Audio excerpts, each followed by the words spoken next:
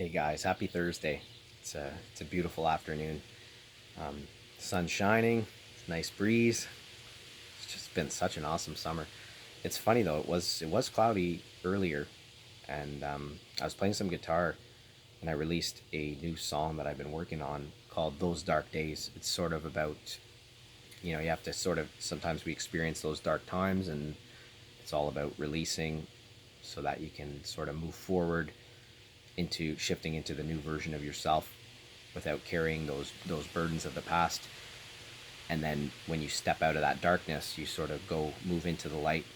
And then shortly after I posted it, the clouds moved apart and the sun came out. So it's pretty powerful, guys. You don't realize how powerful we are, and we're all creating the external world collectively, right, with the energy that we put out. So it's important to really focus on shifting yourself into those higher vibrations, right? The higher vibration of love and gratitude and those types of things, because we're all creating this beautiful external world that we're cohabiting.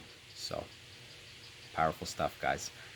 Anyways, in this video, I wanted to share with you how you can identify if you have a trapped emotion. So you're probably going to feel a little bit off energetically. You're going to feel maybe this sense of heaviness. Your mind is a little bit muddy. You're not able to really focus on the normal tasks that you have to focus on. You're just sort of very distracted. Your mind's sort of running, and you might actually even have this sort of physical exhaustion, but also restlessness at the same time. Like you feel like you want to do something, sort of in this OCD kind of mode. And that's because the mind and the body, they're so integrated, and what they're trying to do is sort of run away from that emotion, right? Because if you go into a meditative state and you're actually able to be physically still and also have the mind still, then the emotion will come very clearly, right? But of course, the ego is a little bit afraid to experience that, and so the ego kind of takes over and goes into this fight or flight mode where you're sort of running. So that's why, guys, a lot of times you'll feel off, and it has nothing to do with your diet or even your sleep. You might have had an awesome night's sleep, but then there's an emotion that came up that you that was sort of clouded because your ego took over and kind of put the clouds out to try to mask it, right? So if you're finding it's difficult to get yourself into that more present moment state, and even just to be physically still, that's a good indicator that there's a trapped emotion. So if it's always important to listen to your body. So if you do feel a need to be physical, that's great. That's a good way to get your energy flowing, right? So if you need to go and have a good workout, and just get out for a walk or something like that, move around, that's a great way to sort of clear your mind in the moment and actually use the fight or flight system when it's already activated, right? Because that's the problem, is when we don't, when we have fight or flight because the mind is driving the fight or flight and we don't physically do something, then it's sort of like we're not integrating the two systems together, right? So it's okay if you do sort of need that, a little bit of that running from it. It might actually help ground you to a point where after the workout or whatever you're going to go and do some sort of a task, then you might be ready to get yourself into that meditative state so you can really bring that emotion to the surface and you can observe it, right? And then you can start to go deeper into it, right? And the key too is to sort of try to identify the trigger. So it could have been an external person or some other external factor that or situation that triggered you.